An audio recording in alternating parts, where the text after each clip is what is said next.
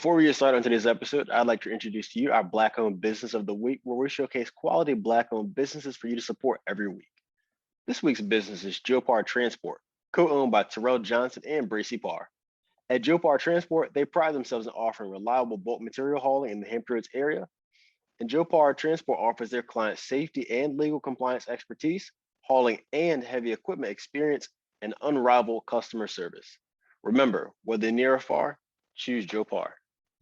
Burnout is something we all experience from time to time, but if you're not careful, it can quickly become your default state of being. On this week's episode of the Infusion Breakdown Show, the Breakdown crew sat down among ourselves to discuss whether or not delayed gratification is the key to avoiding burnout. Let's see what we come up with. So the question we have for today is delayed gratification the key to avoiding burnout? Comment below, let us know.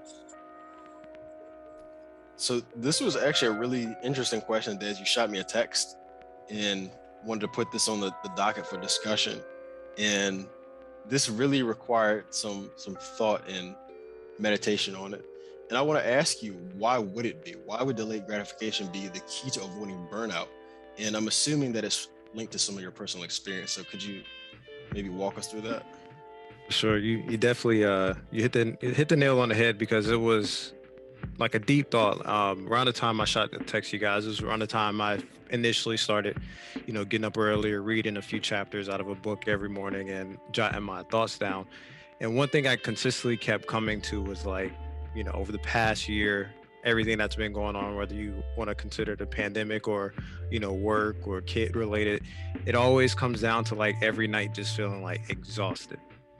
And so one thing I did when I sat down and I thought about, reflecting on, where I'm at within my career, where I'm at with trading, one thing I always kept coming back to was I'm always celebrating before a job or a task is complete. And celebrating isn't always just in the sense of going out to eat, hanging out with friends, partying, celebrating small accomplishments, whatever it may be. Celebrating could be as simple as every night coming home, hopping on Netflix for an hour and a half, doing something that you haven't necessarily deserved or worked hard to do. It could be the same thing as far as playing the game if you're in the war zone like I am, or if you're, even if you're, like on a diet of some sort.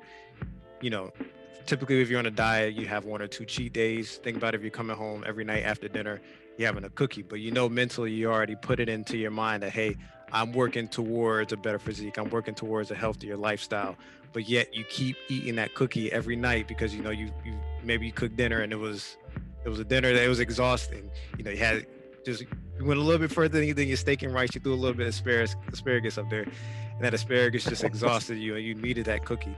So one thing I was looking at was, every night I was coming home and I wasn't necessarily reflecting on how my day went. I just immediately went and I played Warzone. And we think back to a kid, when you're playing video games, it's like a reward of some sort. Like you did good in school to get this console, or you did good in school to get this video game, and you're rewarded with, the joy of that thing. But as we get older, we have untethered access to that thing, whatever it may be. I can easily come downstairs, put the oven on 350 and bake as many cookies as I want to. But you think back as a kid, you had to ask your parents to do it. And of course, you think back to your parent, they're going to go down the list of things. And of course, this is if you haven't been, taught how to use the oven. You have to go through mom and dad to get everything. And it's always a reward-based system with your parents. So as we get into our 20s and 30s, like the one thing we hear about, because we live in such a fast-paced society, is burnout. How do you avoid burnout? Is it applying less throughout the week? Is it, properly breaking down your percentages? And I really think it just boils down to delayed gratification. Because if you're in your mind, if you're focused on a goal and it needs to be, it needs to be completed, whether it be at a given time or for whatever reason, it needs to be completed absent of any distractions.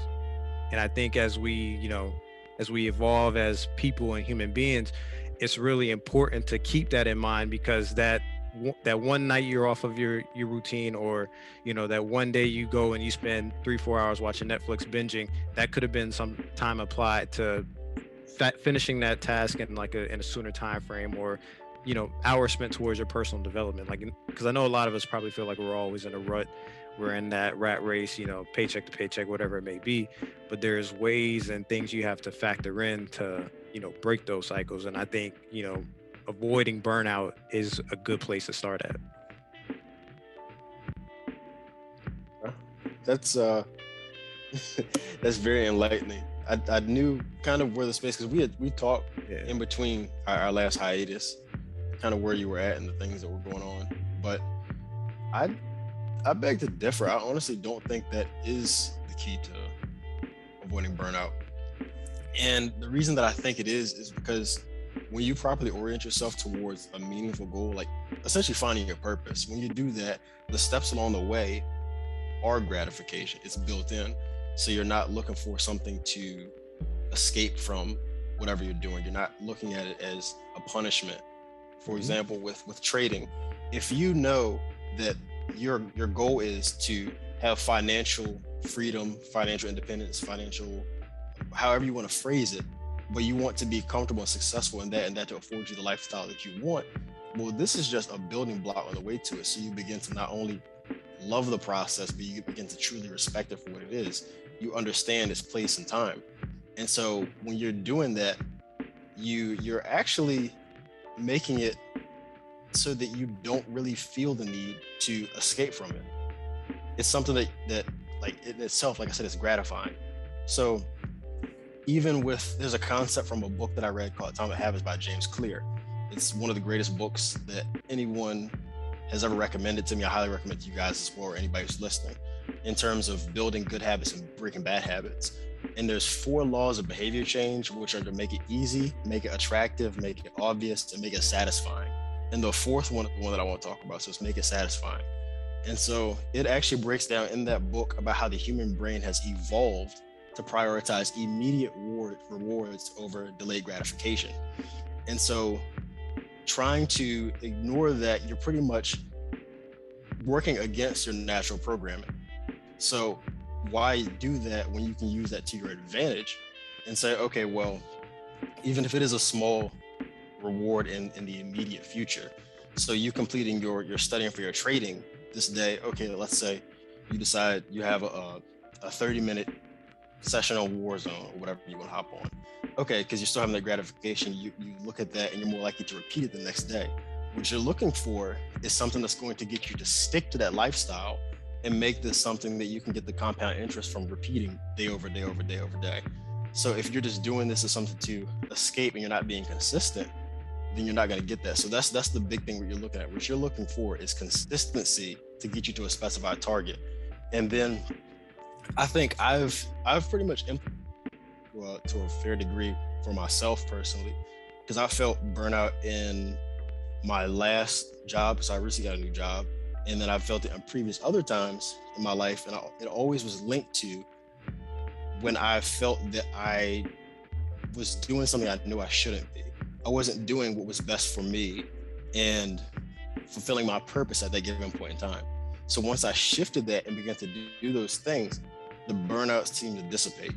And then also worked in conjunction with me developing systems in order for me to stick to what I do. For example, like on workout days, this is something that's really easy to I guess use as an example, because a lot of people can relate to this, but they might find it hard to go to the gym. People will say, okay, how do you go 5 days a week? It's not that hard, because once you decide that, okay, I am a healthy person, they talk about in that book, Atomic Habits, about your identity developing and how that determines your habits and behaviors that you actually execute. But saying, okay, I am a healthy person, so what does a healthy person do? I set out, I want to do this 5 days a week. My reward, that satisfying part, the 4th law that I just talked about. So it might just be something for me, it's simple. I love the protein shakes I have, and I have 2 squares of chocolate. So as soon as I get home through the door from the gym, protein shake and chocolate. My day is complete. I can go out and complete the rest of my routine, which is to wind down, take care of loose ends, read, and do all that. But rinse, recycle, repeat. And so every day, everything that I do, I clearly design a life that's going to move me forward in each of the various areas that I want to, whether it be in my career, in my financial goals, and then also with my fitness goals as well. So with that, I feel like everything is actually moving me closer to where I want to be. So burnout is minimal. I feel burnt out when I start to neglect those responsibilities that I've outlined for myself and do things I know I'm not supposed to be doing. True. Yeah, I could definitely respect the rebuttal because, like, one thing I'll say in a rebuttal to that though is, as a trader, one thing that is very, very common in the trading industry is over trading. Yes. And if anybody knows what over trading is, that's just not having a set amount of trades or set goals in the sense of what you're coming in to extract from the market. You're just taking every setup possible, even if the probability of it fulfilling itself isn't there. So why I say like delayed gratification is good for me in percent, because I agree with everything you said. From your perspective, you have a rigid enough or disciplined enough lifestyle in itself to where everything you say that could be very valid without invalidating everything that I've said thus far. Because for me, it seems like you know yourself well enough to say, okay, this is what I want to do, but what's realistic in completing it for myself, not necessarily for what Des or Josh or anyone listening would want to do. So when it comes to trading for me, one thing I always made sure of, and I used to do it a lot when I first was getting out traded, I would win a trade, and then I would immediately throw that money I won into the next trade to try and make more money. And what I did to kind of skew that a little bit to where I wasn't, always throwing money into trade was I kept a consistent lot size. And what I did was I knew that even though I have this newfound capital from these wins, it is best for me to wait until I have more capital to account for that percentage loss before I up this lot size. So that delayed gratification for me is saying, hey, I know potentially what I could make, but it's better that I stay consistent with my goals and essentially my plan itself. Similar to what you're saying, you have a plan, everything is structured: A1, A2, A3, B, B1, B2, B3. But it's the tailor to me, because what I always preach when I'm talking to some of our younger mentees in our trading group, it's always find what works best for you within the market. Don't worry about what we see. Don't worry about what the next person sees. Worry about what you see, because what you see is tailored to your habits. So if you are able to acknowledge what your habits are, you're going to, tailor a trading plan specific for you. Because what I do is I only take 4 to 6 trades per week. Before, I was taking 4 to 6 trades per day. So if we multiply that, that's anywhere from 20 to 30 trades a day, cut down to 4 to 6. So I'm taking that discipline and I'm awarding myself at the end of the week based on, okay, I said, hey, 4 to 6, this is all you get. No up in the lot size after every win. Stay consistent and analyze at the end of the week. Did you do what you were supposed to do? And then celebrate. Because what I found, what I was with the over trading and with up in the lot size, I would be exhausted at the end of the week, like mentally, because it just takes so much out of you to sit back, look at a computer and a monitor and dissect everything that's happening, knowing that you're not the one making the moves, but you have to be a part of the wave that's making the moves. So that's kind of like just a small rebuttal to that, because everything you said I agreed with. I can't necessarily counter anything, because you've acknowledged what works best for you. As I said with me, like one thing for me is I try and have 1 or 2 cheap meals a week. So in that case, the chocolate and the protein shake. Like me, I'm doing intermittent fasting again, but I'm doing a lot more strict and a lot more rigid in the sense like cut weight, but also put on mass or strength at muscle at the same time.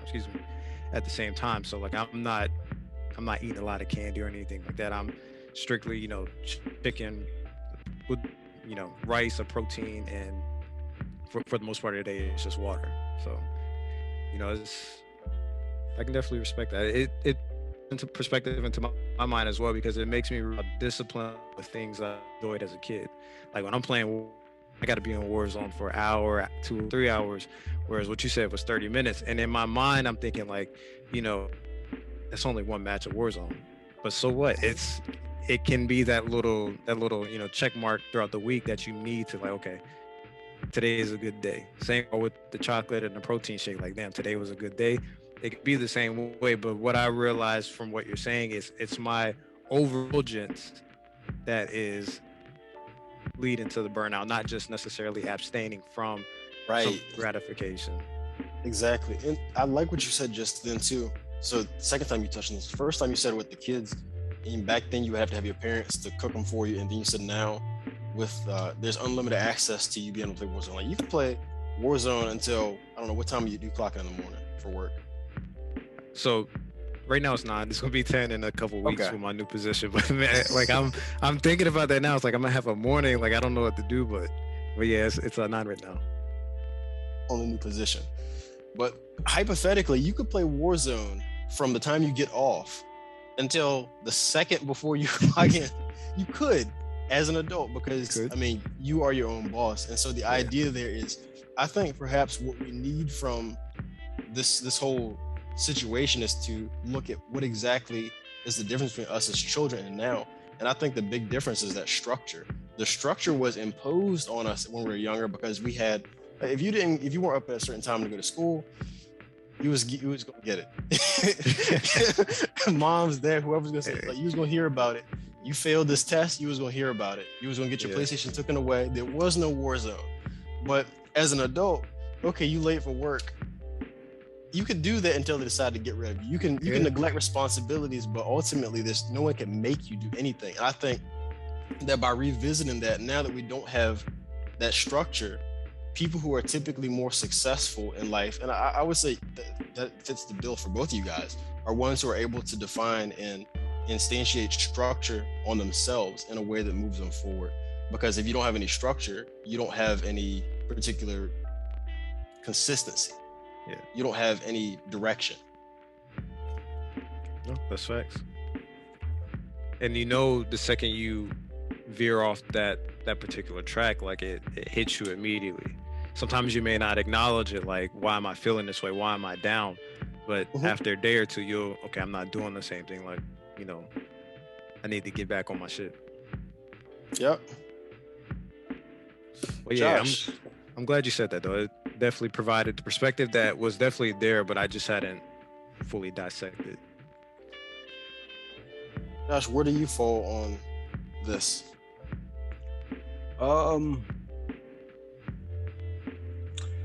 I hear both sides, to be honest with you. I don't know. How I looked at it was really like, I was thinking, what are you burnt out from? And I feel like that would pertain to if it would help or not. Like, is it your job? Is it playing video games? Is it making videos or something like that? Like, if it's your job, then I don't think delayed gratification can help, because I felt burnt out since January due to my job. Kind of like what you said, Brian. But me, it was mainly due to lack of control or unclear job expectations and stuff like that. So in that situation, I don't think any amount of delayed gratification would have helped avoided that burnout that I've been having since January, basically. On the other hand, though, I understand what you mean, and I feel like if you have control over said thing, then I feel delayed gratification can help. Like the way you guys are talking, it seems like Des has more control over his environment, such as his job and when he plays Warzone, everything like that. And when you guys are talking about when you guys were kids, you have less control because, you know, you're being managed by your parents and stuff like that. So I feel like control has a big thing, and maybe that's what you mean by structure, but I feel control can help with delayed gratification, and then lacking control, like how I was at my job and stuff like that, can delayed gratification won't help. So that's really how I was looking at it.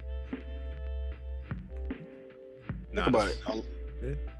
Pretty much what we all seem to acknowledge is that the things that we do, like we all have vices, and it's necessary for us to have counterbalances to reward ourselves throughout the day for the things we want to do.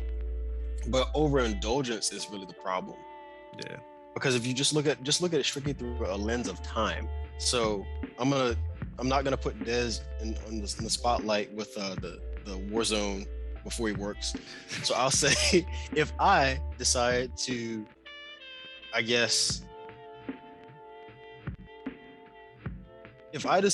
instead of just watching 1 or 2 episodes of something on Netflix before I go to sleep, and I decide to stay up for 3 more hours past midnight, I'm gonna feel it the next day. That's gonna throw my entire day off the next day.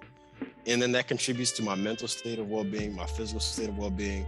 That's gonna make me perform poorly the next day in every facet. And then that's when burnout begins to set in, because to me, it seems like I've seen and noticed this, and I've become more conscious about how I prime my weeks. So Sunday is my preparation day. I do my meal prep. I make sure everything's clean. I make sure everything's set up that I need for Monday through Friday. And when I don't do that, I'm scrambling. And that's when the exhaustion begins to set in. So that's kind of what I'm getting from you guys' experience too. It's kind of like the overindulgence of things might be what's responsible for the burnout. So it's not necessarily what you do, but the quantities, the time, and then the moderation of those things. Yeah, I definitely can agree. I think it's the overindulgence coupled with neglect that is, I think that could be the recipe for immediate burnout. I think, based off everything you said, everything I've said, as I just dissect and I think about my bad habits and, everything that you guys have said thus far, like things that you do to, counteract your what could potentially be bad habits, because the 2 pieces of chocolate could easily turn into 4 or 6 or whatever. And we know how sugar, affects the body. So, it's definitely something to take in. I think overindulgence and neglect is, avoiding those two can definitely be the keys to avoiding burnout, coupled with, proper structure, discipline. And like you said, I mean, you just gave us, point A to point B of what you do on your Sundays to make sure you avoid those things. And it's not a daunting task to do, because I know for me, it might be daunting for you. I don't know. Maybe you have a way of Sunday, at the end of your wind down to a glass of wine, maybe an anime, a TV show, a book or whatever. You may have a way to like wind your brain down before the start of a hectic week. I know for me, man, I hate meal prepping. Like, I love cooking and I enjoy the artistry with it, but meal prepping is a daunting task for me. Like, I hate doing it, but it's one of those things that, as much as I hate doing it, I'm always grateful that I did it when I do it. I always look at it as cost benefit analysis, pros and cons. So with meal prepping, I would love to have a different meal every day. Like, I used to always cook different stuff and like to post stuff on IG, and everyone was like, oh, where you get this recipe, trading with people and stuff like that. That was dope. I used to love that. But ultimately, when I was concerned about my fitness goals, I was able to get to where I wanted to be a lot quicker when I had consistency. And so I looked at it as, when I do meal prep, it provides me, so I only do enough for Monday through Friday, and then Saturday, I just make it fresh. But so it's the same thing, 6 days a week, but it still affords me that flexibility to have like a cheat meal. It allows me the freedom to not have to worry about, like, when I get home, I'm tired from a long day. I just had a full day of work. I had a full workout. I might not feel like, I damn sure don't feel like cooking when I get home. So it's so much easier for me to go and put the meal prep container in the microwave and eat than it is for me to cook over the stove for 30 minutes and then have to eat and then have everything else prolonged. So I look at it from a perspective of ease. It might seem like more work up front, but by me sacrificing a little bit in the immediate future, which would be Sunday, aka today, I'm able to reap the rewards from Monday through Friday. Is that what helps you get you through your routine, like every week? Yeah, I'm telling, like, that one thing, meal prep. That was like, it was like Chemical X for the Powerpuff Girls. It's like a secret weapon. It saves so much time, because just think about how much time you have. If Josh, do you do all your own cooking? Yeah. Okay, cool. So just think about how much time you do throughout the week. If you're cooking your lunch and your dinner and your breakfast, so that's reasonably, on a conservative side, maybe hour and a half a day cumulatively. Would you say that's about right? Yeah. So imagine you're able to cut that down to a fraction. You have an extra hour, because breakfast, you might not, most people don't usually prep that, but I think I'm about to start doing that. If you were able to have an extra hour a day, do you not see how beneficial that could be? Yeah, definitely. Especially when you're at your pretty much your wit's end, because you've expended your amount of energy for the day. Yeah, no, I was just asking because I know it's easy to get off your routine. So I'm thinking, like, how consistent are you? Like, how often would you say you miss a meal prep on a Sunday? Like, Started. not since you. Okay, nice. And then I started doing meal prep. So I had been eating the same thing, so it wasn't truly meal prep. It was eating the same thing every day since about this time last year, almost. But actual preparing in bulk, I've been doing this for 2 or 3 months. And I say it's a game changer. Like I said, Chemical X. Gotcha. And it gives you your time back too. Like the more you were talking about that, it made me think, if you only have like a 30-minute lunch, for example, you waste 15 minutes of that just going to, Subway or going down to your cafeteria or ordering food, whatever it may be. Like even if you order ahead, you still got to walk and go pick it up or whatever it may be. But if you have that meal prep, I mean, we're talking about 5 minutes, a 2-minute walk to the microwave, a minute and a half in the microwave, and then 2-minute walk back to your desk. Like it gives you time back for sure. Yeah, I think people just have these things framed in the wrong way. They get so fixated on what they have to do now. They don't really look at the future. To play, as 19 Keys would say, as to play God's advocate, like, looking out into the future, man. Though I wouldn't say it's an anxious thing, but it's like exhausting. Like to always think about what I'm doing right now is setting up tomorrow. Like it's always exhausting because it's like, damn, what can I do to enjoy right now? So I will say, like, kudos to you for your discipline and structure, because I think back to those days when I was doing meal prepping, and as I factor in like having a kid now and everything that comes with working, trading, what I need for me to to stay happy, like it's like some of that, like I be needing some of them days where I could just sit back, kick my feet up, and not have to do nothing. But I'm very much aware, and I think one thing I've done to like avoid burnout, even though we're talking about delayed gratification, is I've conceded whatever I'm neglecting. Like if I know for a fact that I'm sitting on the couch and I just decided, hey, I'm not going to wash clothes today. Maybe I'm going to order pizza instead of eating my my steak and rice. Like I'm acknowledging that, like, hey, I'm okay with doing this. Like acknowledging what wrong you're doing based on your your structure and what makes you, and just concede it, because a lot of people don't like to concede their wrongdoings. Like they like to couple it with excuses as far as to why they're doing it, instead of just saying like, hey, I'm not keeping my word. Like my word isn't bond. I'm going against what I said I was going to do at the start of the week, and I'm making excuses with myself to make it okay, instead of just acknowledging like, yeah, as The Rock would say, we have a case of the fuckets. Sometimes you just gotta do what you gotta do for that particular moment, and then pick it back up the next day. Like I think people have to be okay with that, and not necessarily overuse it.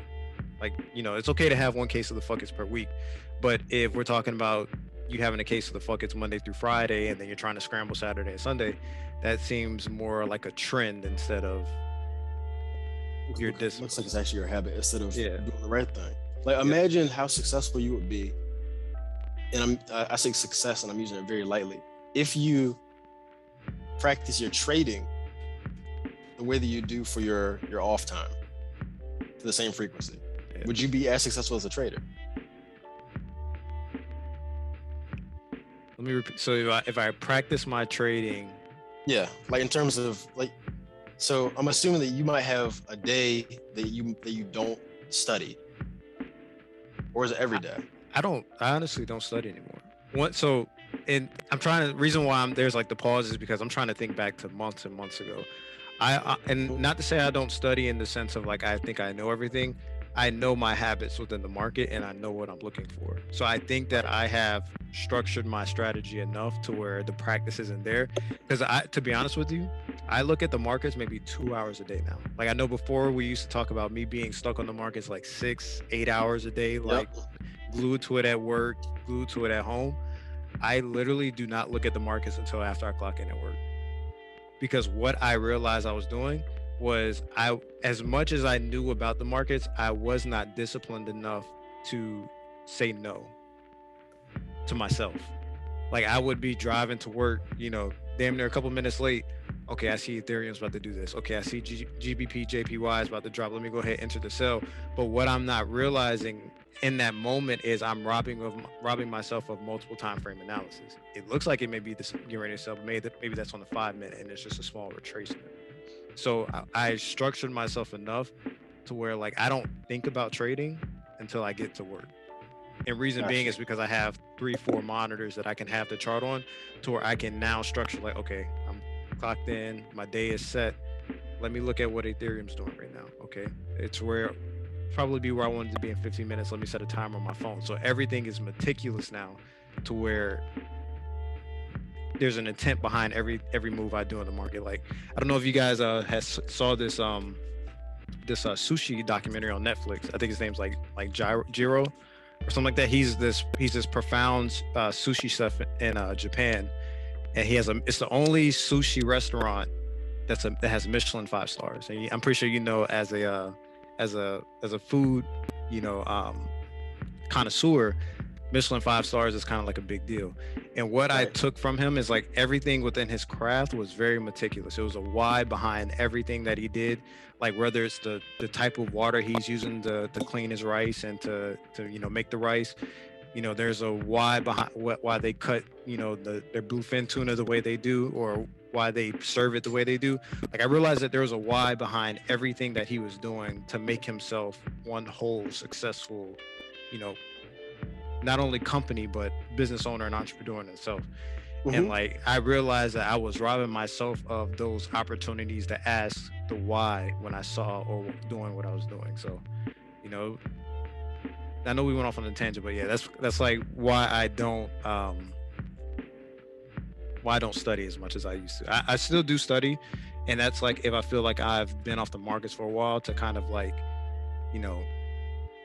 recollect my thoughts and get everything back into motion. But right now, I think I've gotten to the point where I know myself well enough to make money consistently without having to be glued to the markets all damn day. That was a rough time.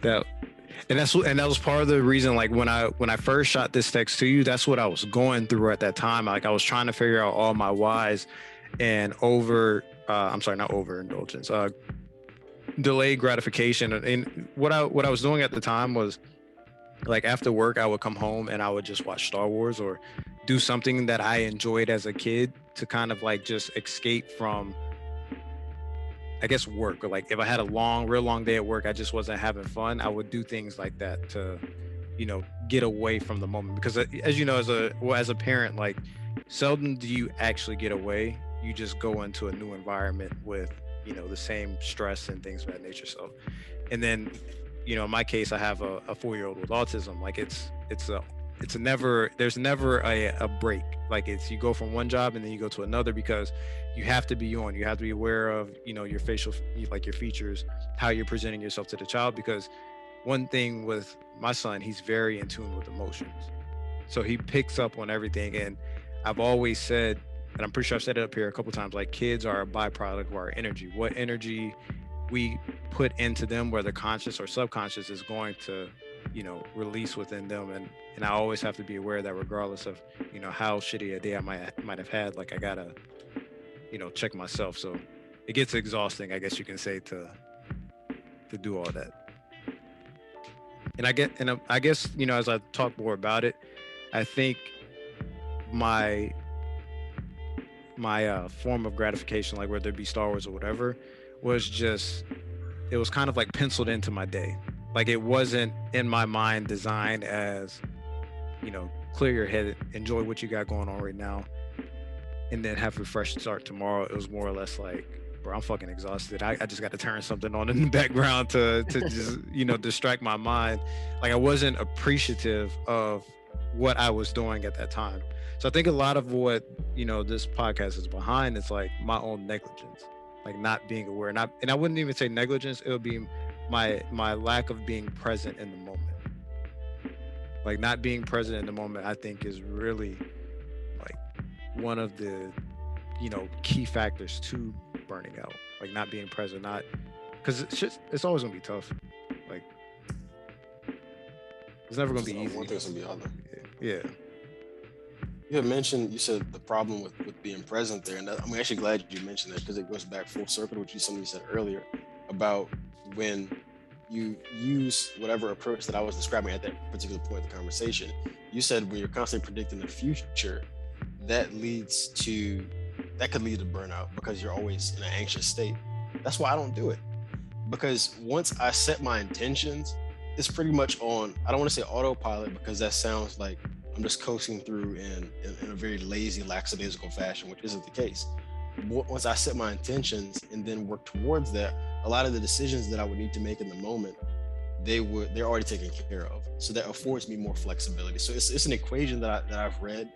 And I think this comes from Jocko Willink in his interview that Tim Ferriss put in Tools for Titans.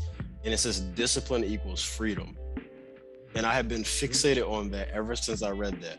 And it just sums up everything, because people look at making a schedule for certain things as being a dictator. And I look at it as that's not the case at all. I think Jordan Peterson even talks about this, is that if you're the one designing the schedule, it's a tool, it's not a dictator.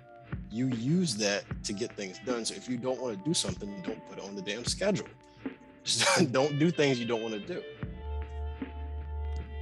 Be your own grand designer instead of Exactly. having people. Yeah, instead of Be an having people architect or a design. saboteur. True. That's true. Definitely a lot to think about, man. Because it's like I said, when we had this discussion, it was months ago, and it was just after one of my like think tank sessions where I was, going through my thoughts and trying to figure out everything.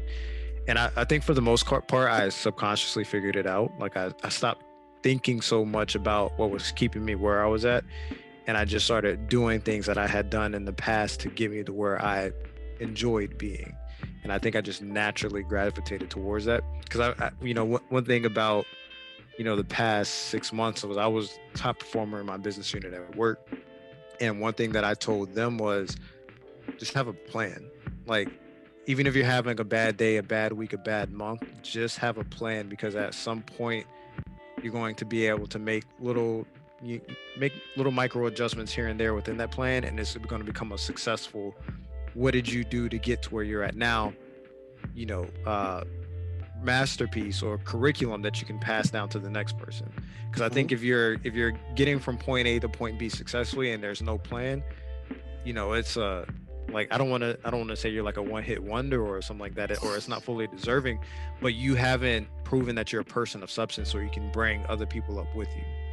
And like that's one thing I've always, stressed to myself about trading, was no matter how good I could personally articulate the markets internally, if I could not convey my thoughts to the next person to where they are able to see the same thing I'm doing, or at least analyzing it in a similar fashion, then I really did not know. It's a whole bunch of I thinks that are just there's a whole bunch of I thinks that are equating to a lucky outcome. Instead of, this is what the market is doing, this is my confirmation, and this is where I'm expecting it to go. And expecting it, or I'm not going to say expecting, we don't ever want to use expecting in a market because it's based on probability, but this is where my thesis is pointing. And that's what I applied. I essentially took, once I had a trading strategy that worked for me, I took it and I applied it to my work strategy, and it blossomed perfectly. Josh, you look like you're in deep thought here. Did you have a question? Not really. Were you gonna say something?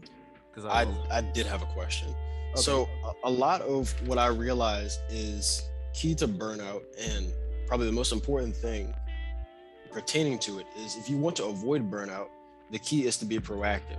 It's too late to avoid burnout once you're already burnt out. Facts. Then you're trying to dig yourself out of a hole. And so my question to you, it seems like you guys are in much better places as individuals. So what are the key things that you two are doing? And I hope that some of the listeners can take this and adopt some of these things and are able to see some more progress and able to avoid burnout proactively. But what are some of the things that you guys do with that in mind to avoid burnout now that you're in a better place?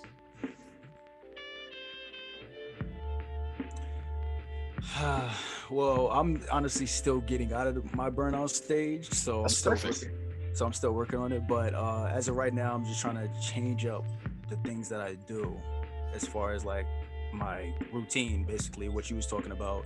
Just trying to change it up and trying to fit it more into something I'm more comfortable with. But really, that's really the biggest thing, just changing up everything that I'm trying to do, because I feel like the old way was just part of what led to me getting burnt out in the first place. So that's really the biggest thing. If you guys have anything else, you can help me, but that's what I got. I feel like Yeah, that make go ahead. I feel like that makes sense to you, but if you could you could you dress that up a little bit and help me So as far understand? as like, what do I mean as far as changing my routine?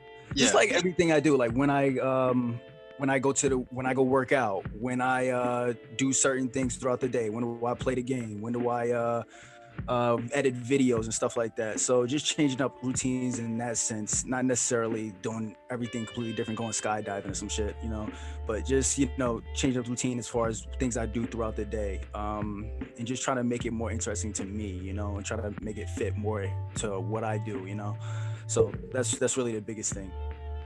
Like, just changing up things.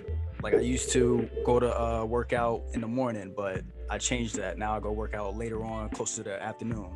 And as far as playing the game, I play the game less now, more on the weekend. So it really just depends what you guys like to do. You said, what do we like to do? Yeah, I said it just depends on what you guys like to do. Oh, Yeah. gotcha. I mean, it's good that you're using this as like a soft reset, this new transition that you're about to go through, Yeah. as an opportunity to realign yourself. Because I mean, you spend 8 hours at least for your job a day, I would assume. So by you changing that, that's a huge change in your environment. Yeah. Makes sense. Des, what about you? Yeah, I'm actually glad you asked that, because I can pretty much, since everything's really fresh, put into detail what I did. The very first thing I think everyone needs to do is acknowledge what you're good at, and acknowledge what you're bad at being good at, or what you're good at being bad at. Hold on. What you're good at being bad at. Say that again. Yeah. I think they need to hear it again. Hey. So for clarity, because I fucked up the second part, acknowledge what you're good at, and then acknowledge what you're good at being bad at, and accept it as who you are. I think a lot of times the biggest thing that comes from our own internal struggle is denial. Like, you could be late every day, but you're telling yourself you're not a procrastinator, or you're on time, or you're a very structured person.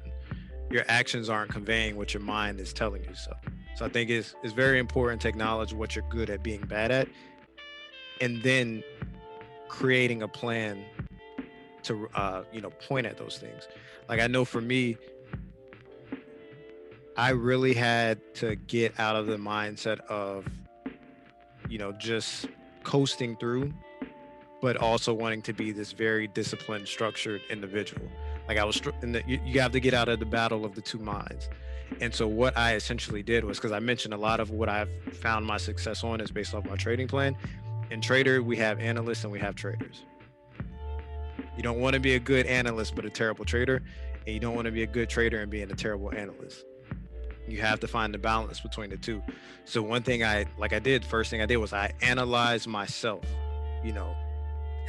Doing analysis, you're looking at a full picture and you're picking out all these pieces, things you're good at, things you're bad at, things you love, things you hate, things that you might want to be a little bit better at, things that you might want to do more of. And then the trader is that active person, that active mindset in the current moment, acting on the opportunity, or acting on, whatever markup, or whatever you have planned out as that analyst.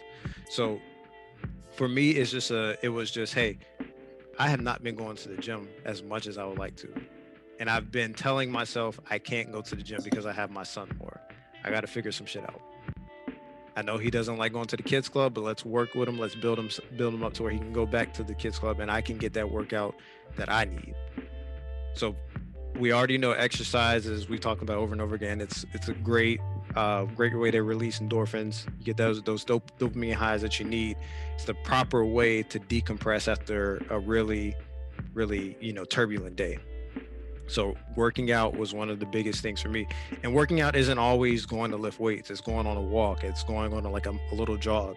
One thing I've done is I've incorporated running back into my workout regimen, and it's helped me tremendously, because running is directly correlated with your cardiovascular health. So you know, I've felt better. I've been less stressed. I've been way more relaxed and more in like a zen state, just from incorporating a bit of cardio into my workout. And then from there, it's just building on top of that, like understanding where your foundation is going to be laid and then building on top of that. Not building off of an idea or a think or whatever. Like it's no, you have to build your foundation. What do you want your success to be rooted in, and then building off of that. And for us, and what Josh has said, I mean not Josh, I'm sorry, what Brian has said, his success is rooted in his discipline and his belief of self. He has a very meticulous, thought process and why he does what he does. And he tells you what works for him and, a point A or, reason A, reason B, and reason C. If I'm saying, hey, I like to go to the gym, but I have no way of, broadcasting the benefits that it has, then it's like, okay, well, shit, thousands of people, they go to the gym. If I'm one of these people where I want to do my own thing, I'm not going to go to the gym just because other people do it. But you have to have that ability to break down all these potential benefits, because we're all human at the end of the day. Like the gym is going to benefit you the same way it benefits me. You may see better progress than I do, but we're at the end of the day getting the same benefits. And then from there, when it comes to work, man, it's just be thankful for what you have. Like I think that's the most important thing, because it can be a very, very toxic work environment, but it's always the mindset that you can make the work environment better or someone always has it worse. And the two can coexist.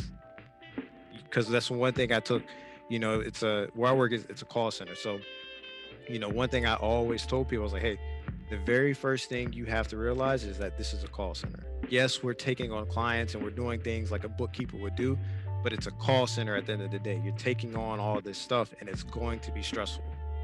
Accept that.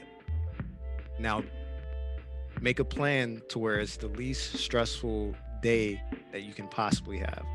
Structure when you want to take the majority of your calls, structure when you want to do your follow-up, and then connect, most importantly, because my god brother is really big on this as a lawyer. Network with the people that are going to get you to where you need to go. You don't have everything figured out, so stop thinking you have everything figured out. And I think, Brian, and everything that he does with, his boys that are part of the Red Panda Club and people that are just in the stocks itself, like networking is your golden ticket to success, because you're always going to find people that know more than you and that have experienced more than you. And that's what I did. And then the second thing, or I guess you could say the final thing, is not being afraid of any outcome. Like, don't let what you think is going to happen sway you from doing anything. Like, you don't know. Like, I know we have this belief that it's all written and things are going to go, according to plan, whatever this may be, whatever your, spiritual or religious belief may be, but you don't ever really know. You can, do everything you need to do to essentially get yourself the best possible outcome, but you don't know what that outcome is going to be, and you have to be content with that. Because I remember, going through my interview processes for the new position I'll be starting on the 9th. I don't know if we want to include that since it's going to be for the new position I'm getting ready to start. I just remember everybody being so nervous, and I'm just in like a flow state, and everyone's like, "You're such a guy." And I was like, no, I think when you actually look back on everything that you've done with intent, you're perfect for the position. As long as you're doing everything with the intent of it serving yourself or serving other people's in a way that was better than what it was before you came on board, you're going to be okay. You're going to be good. And if you're not good and you're nervous about something, go back to the drawing board. Figure out what it is you need to get better at. Figure out what you're doing, or figure out if you just don't believe in the work you're doing. Like, if you're just doing it to get by, you're just saying, raising your hand, you're saying yes for the hell of it. Like, if you're just doing it for that, you're going to be nervous. But every time you raise your hand, do it with the intent of it being good for everyone around you. To answer my own question, because I feel like Josh was gonna direct it at me. Were you? Maybe. Typically do in Josh fashion.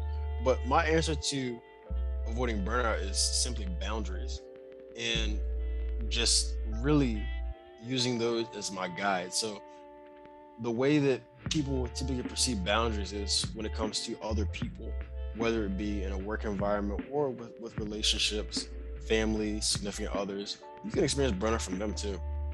I think I mean, I've talked about that in the past. That was a very significant part of why I was burned out in the past and kind of led me down my path of self-discovery, was because I had noticed my pattern of behavior, and it was ultimately it manifests itself in a relationship, and I didn't like the consequences that came with it. So I sought out to improve that, fix the behavioral patterns, understand. And so through that, I understand, okay, boundaries work there. But not only boundaries with other people, boundaries with myself. What will I not allow myself to do? What is the way that I should behave? And then that applies to any kind of goals that you have outside of people. So it could be, whether it be a strict financial goal that you have. If you know that your goal is to save up to go to InvestFest, shout out, I know you guys are going to be there with me, so it's good. August, get your tickets. So if your goal is to go to InvestFest, you shouldn't be out in the strip club balling out every weekend, because that's money that you could be buying a ticket, that you could get your plane ticket. So it's all about making those decisions and then having those dictate what you will and won't do.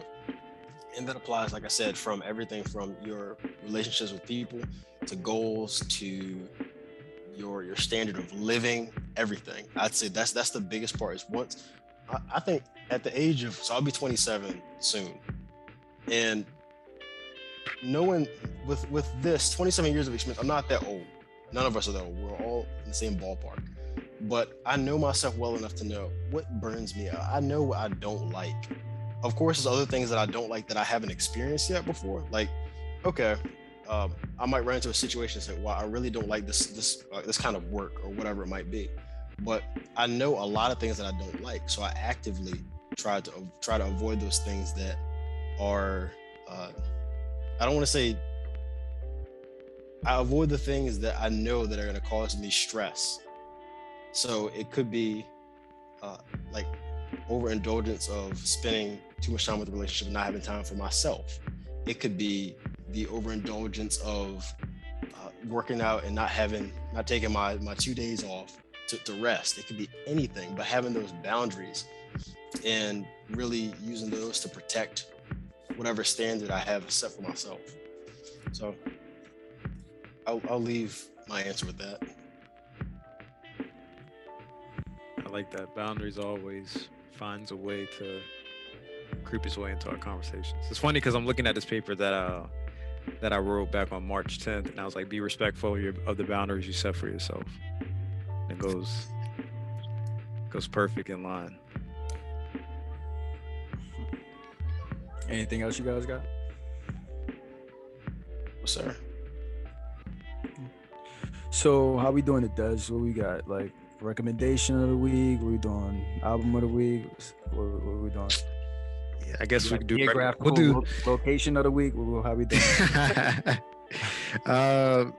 Man, I guess we could do recommendation. We'll keep it a recommendation since it's going to be all encompassing. I guess my recommendation, I think Brian may have made this his recommendation as far as books go, but I was chatting with him a couple times over, even at the gym and through text as well. But Jordan Peterson's 12 Rules for Life, he actually got this for us Christmas, like I think 2 or 3 years ago. I think it was Christmas either 2020 or 2019, and because we started in 2018, right? We did. Yeah, so it's Christmas 2019. I know it wasn't during the pandemic, but yeah, and I actually picked it up this year. And one thing I always say with books is like, there's a timing aspect for it. Like every book that you read is not going to hit the same way it will at a certain point in your life. And I think for me, like now was the perfect time to read it, because I'm at that point to where I'm at ease with myself. Like everything that I've, gone through, over my past 27 years, like I've reconciled the majority of it, and I'm okay with that. So I'm at a place where I can read something like 12 Rules for Life, and all the, it's nothing brash in it, but all like the eye-opening stuff that he has written in it. I can take that and, take some things with a grain of salt, or more or less take a lot of it and see how it can be applied to my life directly. So I will say, pick it up. I don't think Josh is, I'm sorry, not Josh. I don't think Brian's, buying everyone copies of it, but you know, if you can get your hands on a copy, I think it will be one of those First 50 essentials. likes. First 50 likes, Brian is buying a copy. Yo, chill. First 50 likes.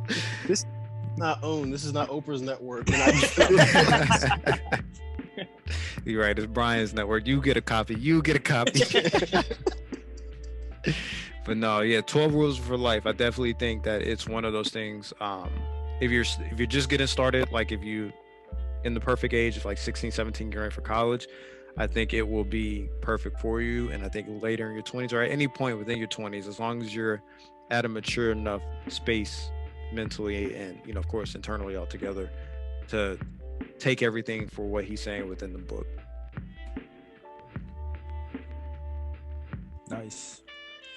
All right, be sure to check it out. Any last words? Anything else? All right. We'll see you guys next week. Peace. But while you're here, be sure to check out other great content from the Breakdown crew, including previous episodes of the podcast, Joshua versus Movies, Joshua versus Music, and of course, haven't forgotten about my plant lovers, Feel the Love. Just check out this begonia.